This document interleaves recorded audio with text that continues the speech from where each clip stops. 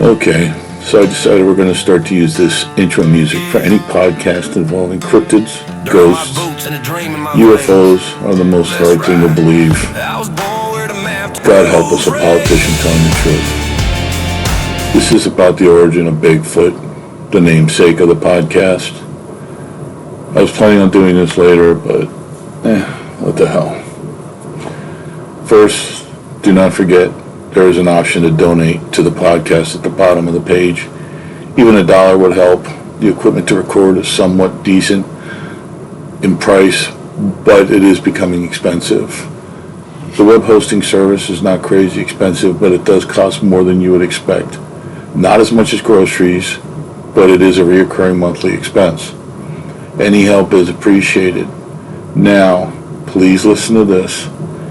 I understand this better than anyone else probably listening to this for right now. If you are in a position that you cannot donate, or it would be a stretch for you to donate, please do not donate. I will get by. I understand the constraints of limited funds very well myself. I hope the podcasts we put out can get your mind off of financial burdens for a little while. Things will get better. Don't let the bastards get you down. In the words of my favorite orange-haired lunatic, and I'm doing a fist pump when I say this, fight, fight, fight. Now, another reason for asking for donations. I will not be selling out to sponsors that do not support a truthful belief system based in reality and what people need. Too many podcast sponsors sell fear-mongering, and we will not be part of it. We will be seeking out responsible sponsors in the future. And I got to tell you something. Try to save responsible sponsors 5 times as fast as you can. And to those of you who can, you're off my Christmas card list. Second, I think Bigfoot should be called Big Feet because they have 2 feet, but that's just me. Think about it for a second.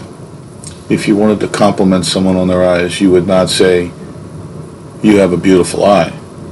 You would, of course, tell them they have beautiful eyes. Bigfoot, big feet. Yeah, again, just me. I try not to take sides, but I prefer to believe in the legend of Bigfoot, and here's why. If for no other reason. And hear me on this one. Bigfoot does not use pronouns or require specific pronouns. Enough said. If you have a problem with that previous statement, you can kick rocks and eat a bug for all I care. Yep, I went there and I don't care. America. America. If you don't understand that reference, you really need this podcast. Moving on. There is no specific origin of Bigfoot. Yeah, we're going to get into some facts. Bigfoot appears to be a conglomeration of Native American folklore and sightings. Far from being a modern invention, the legend of a hairy, large, ape-like creature stalking deep woods stretches back centuries, originating in the rich oral traditions of the indigenous peoples. The evolution of this creature, from a spiritual guardian and tribal lord to a pulp culture cryptid hunted by modern-day enthusiasts, offers a fascinating look at myth, human experience, and the untamed wilderness. I, for one, will not be one to call bullshit on anything the Native American folklore and sightings reports. I believe these people. I have my reasons. I'm just going to tell you, I believe what they say. Yes, they do a lot of peyote, or at least they did a lot of peyote, but I still believe them. The main beliefs regarding the Bigfoot origin. Indigenous folklore. Yes, that's what we just spoke about and what I do believe. They didn't call him Bigfoot, they called him Sasquatch. They had other names for him. I'm not even going to try to pronounce them. We'll go with Bigfoot and Sasquatch for the purpose of this podcast. The biggest impact on the growth of the legend comes from the area of the Pacific Northwest. Sasquatch comes from a Native American word, meaning, believe it or not, wild man of the woods. Traditional stories often describe a large, hairy, bipedal being. For those of you that don't know bipedal, it means walking on 2 legs. I feel this is rooted in reality. But in all fairness, it also describes half of the men I know and about a quarter of the women I know. They're rough-looking girls, but very nice to talk to in most cases. In many traditions, these beings are viewed as not monsters, but spiritual figures or guardians of nature, or a type of wild human, and not always malevolent. Bigfoot are guardians and messengers. In many traditions, the hairy giant serves as a protector of the land. I feel we're getting into the legend aspect of it there. I think the most Bigfoot has ever done to people that we can know of is bang on trees with a stick. You don't see that as a protector. I don't. The Lakota Sioux tribe speak of Chai-Tenka. Don't know if I said that right. Again, I shouldn't have even tried. I don't mean to insult any traditions. But this is a great elder brother who watches over the land. In my opinion, he needs a serious haircut and a shave, but sounds like a pretty decent dude in my eyes. The Hopi tribe, view the big hairy man as a messenger sent by the Creator to warn humankind of their disrespect for sacred instructions and upsets the harmony of existence. Now, I personally feel Bigfoot could get a message across much better if he did not hide and communicate by banging on trees. I think the Hopi tribe might have got this one wrong. The common characteristics of these diverse narratives were consistent, making them more easy to believe, to be honest with you. They all report immense size, bipedalism, a body covered in reddish-brown hair, living in the most remote, mountainous, and forested areas. Their ability to remain hidden reflects a deep understanding of the mystery of North American wilderness and does not necessarily disprove their existence of Bigfoot. Look at modern society. If I had the ways and means, I would grab my fiancée and we'd go hide in the woods too. Early encounters in the settler's perspective. As the European settlers began to push westward across the continent and steal the land from the indigenous tribes in the 18th and 19th centuries, yep, I said it, the indigenous stories mingled with their own cultural folklore, which included the European tradition of the wild man, a hairy, savage-like creature living outside of civilization. The new encounters and old legends began to merge and mingle. Personally, I feel the European settlers that were busy stealing the land from the Indians and trappers used the indigenous tribes' stories and built on it to scare people away from areas they had interest in or wanted to start trapping in. There were some really shady characters. Look it up. The frontier sightings of the 19th century. Reports from miners, trappers, and frontiersmen started to appear in local newspapers, often sensationalized and given scientific credence. Where they got the scientific credence from, I don't know, but let's roll with it. These accounts generally describe the same type of creature found in native lore, large, upright, bipedal, hairy figure, and just elusive, for lack of better terms. To be fair, the early settlers, not the pilgrims, but the early settlers, did drink grain alcohol by the gallon and eat a butt ton of wild mushrooms, so I'm just saying. The mid-1800 accounts, documentations of reports date back as far as the mid-1800s, the sightings of mountain ranges in California and various parts of the Pacific Northwest. Settlers often use their own terminology to describe these encounters, calling the creatures mountain devils, giant hairy apes, or buggers. That's a new one to me, but buggers, okay, let's go with it.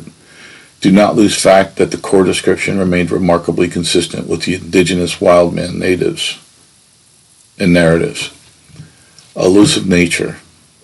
These early accounts emphasized the creature's extreme shyness and elusiveness, only appearing as momentary glimpses or leaving behind strange signs like tracks before vanishing into the dense old-growth forests.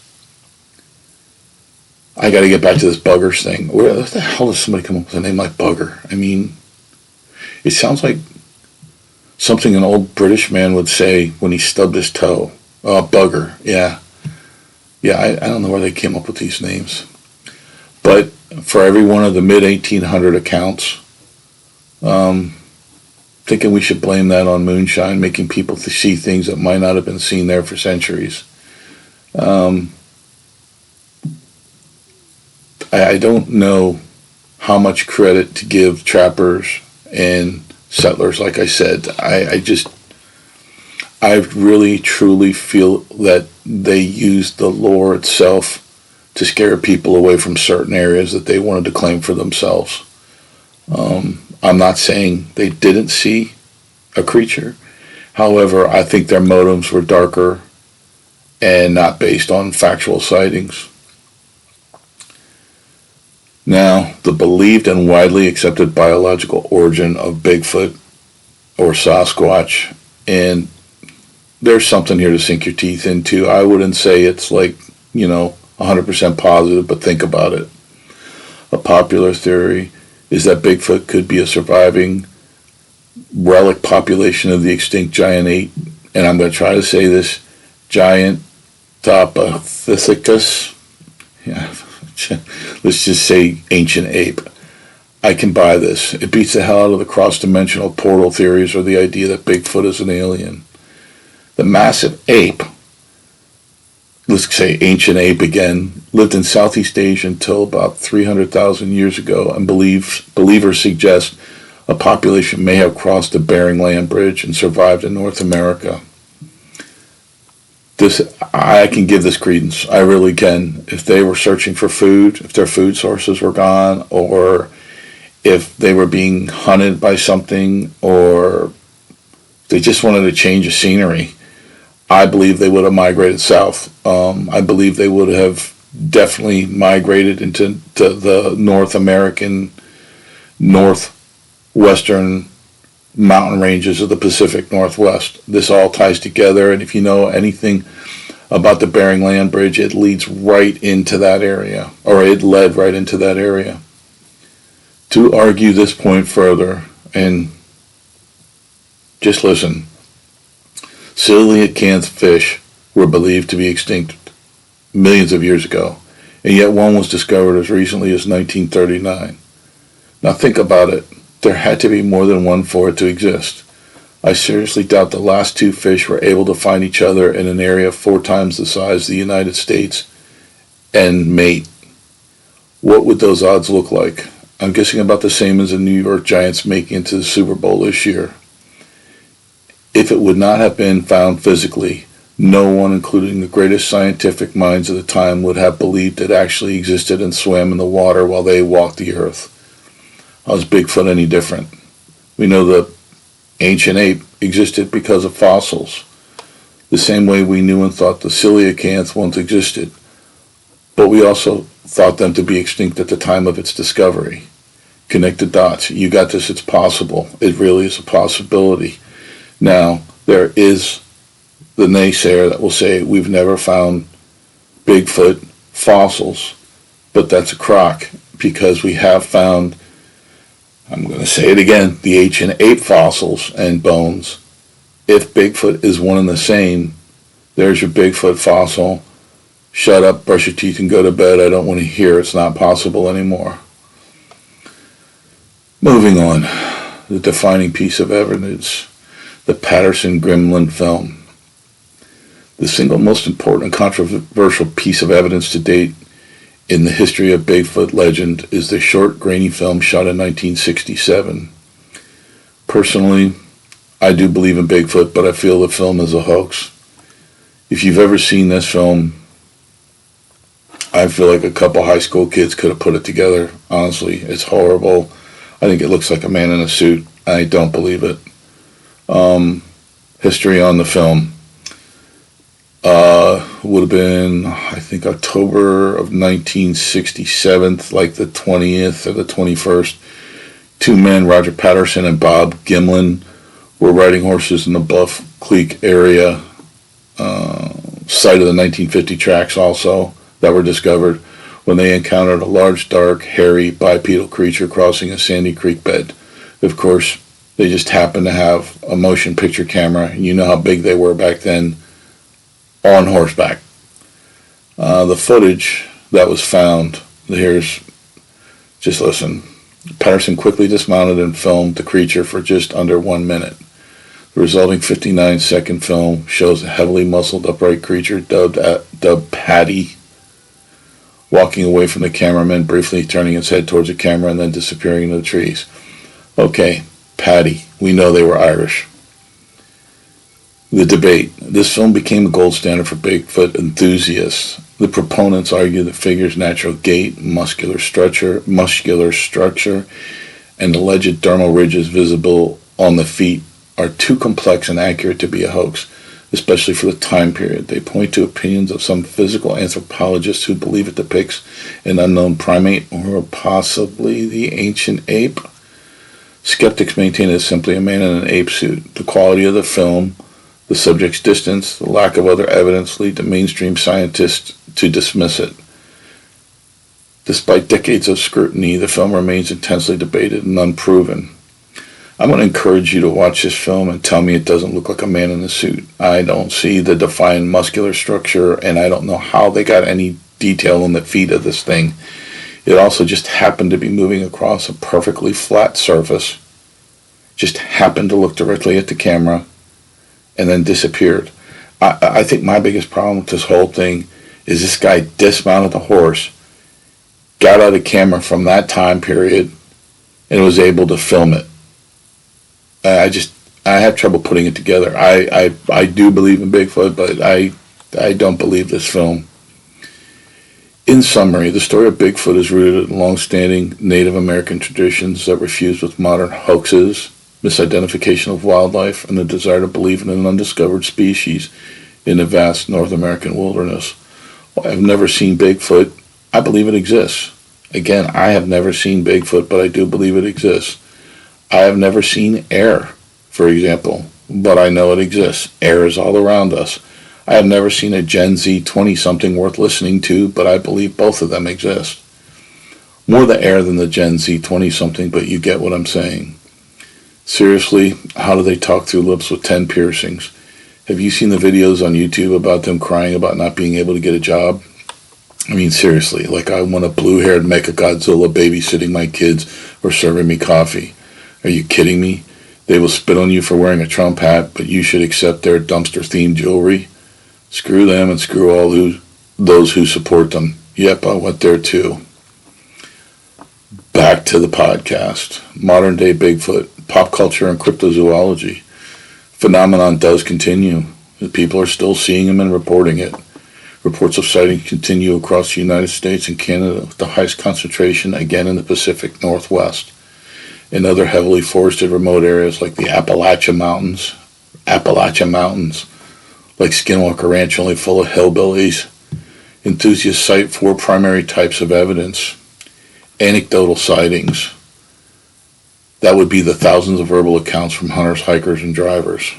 There's the footprint casts that are made. Continuous discoveries of large human-like tracks, though many are dismissed as fakes, misidentifiable animal prints, or non-diagnostic. I will say that a bear track, if the bear slides their paw, can look very much like the reported Bigfoot footprints. I don't know if you've ever been in the woods where a bear exists, but I do feel some of the footprints are misidentified, and I think they are bear footprints. Vocalizations. Reports of deep, powerful howls, wood-knocking sounds, and unusual vocalizations not attributable to known animals. This is what I was talking about. Protector of the wild would not sit there and howl at a distance and bang on a tree. He'd be banging heads. Hair and DNA. There are samples of hair tissue occasionally found, which when analyzed often turn out to be from unknown animals, but more often than not they do turn out to belong to bear, elk, and or humans. The ultimate question. I love this next line, okay? It's not mine, but I'm going to use it. I wish I knew who to give credit to. It makes my brain hurt a little bit when I say it out loud and think about it because it's so deep. But I had to mention it, and I think this wraps up the whole thing very beautifully. The line is, the core of the Bigfoot mystery is that the absence of evidence is not evidence of absence. Now, because the equipment is so expensive, I didn't do a mic drop, but I would have if I had a cheap mic. What this boils down to. Skeptics argue that in an era of millions of cell phone cameras, drones, and trail cams, the lack of clear body, skeletal remains, or indisputable piece of DNA is proof that the creature does not exist, and that all accounts are hoaxes or misidentification of known animals. To date, in contrast, there are no hard evidence to prove. One more time. To date, in contrast, there is no hard evidence to prove that Bigfoot does not exist, which skeptics must acknowledge. The believers, okay, they counter that in the vast uninhabitable size of the remaining wilderness, combined with the creature's alleged intelligence, shyness, and nocturnal nature, is enough to explain its elusiveness, and that the sheer consistency of sightings stretching back to ancient indigenous oral histories is a testament to its realities. So I think that ties in with the whole saying, I think therefore it is. I don't know, it sounds right. In conclusion, Thanksgiving. Okay, I had to say it. That is a Barry Goldberg reference. It's quite possibly the best episode of the Goldbergs. If you do not get it or know it, I highly recommend you start watching the Goldberg reruns. You don't gotta watch the last year, but the first 3 or 4 seasons were incredible. Probably the funniest thing ever put on TV. Sorry, back to the podcast. The story of Bigfoot is a powerful narrative about humanity and its relationship with the unknown and enduring mysteries of the wild.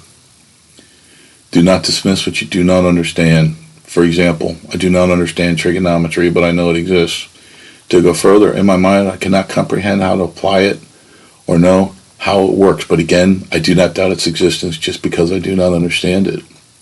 To doubt something we do not understand is a very closed-minded approach to science. We would be foolish to say we will not discover any more species of fish or biological life forms in the depths of the ocean as we have not seen them, but every year hundreds of new species are found as we develop new ways to explore the oceans.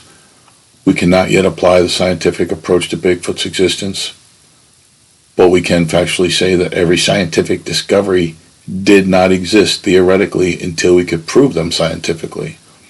Until a few years ago, the U.S. government denied the existence of UFOs. Now the same U.S. government is providing visual proof of their existence. I reference the gimbal and the tic-tac videos provided from Navy fighter jets. While I hardly consider the Patterson-Gimlin film as concrete evidence, it's something to consider. Look at it this way, and just wrap your head around this. If I mention the Higgs-Boson principle, can you picture it in your mind? How about if I mention Bigfoot? You can picture Bigfoot. Santa Claus is not real, but I see him every December in many different locations simultaneously. How is it that we see him, but know in our heads and minds that he is not real? Why can't the opposite for Bigfoot be true? We realize that I just kind of state the 1967 Patterson-Gimlin film is truly a hoax. The Bigfoot in the movie really is just a person in a costume in my mind. But at the same time, prove to me it's not a hoax. Were you there? No, you were not. If you were, I'm going to call bullshit. You weren't there. You can't say it is or isn't true. It's that simple. I can prove that the majority of Gen Z population is useless. If I could say it, it would make even more sense. Does that make it a fact just because it is unconventional truth? I mean, it is a fact. The majority is useless. I weep for the future. Sorry, back to the podcast. Bigfoot began as a spiritual and cultural entity, the powerful, respected by Native American tribes, creature serving as a moral figure or guardian of nature. With the arrival of settlers, right or wrong, this figure became a part of American frontier folklore.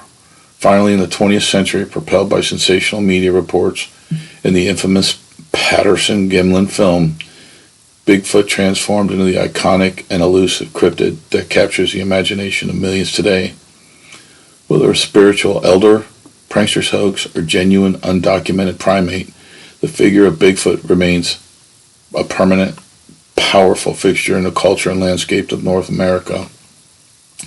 You believe what you want to believe. There's no reason for you to definitely believe it.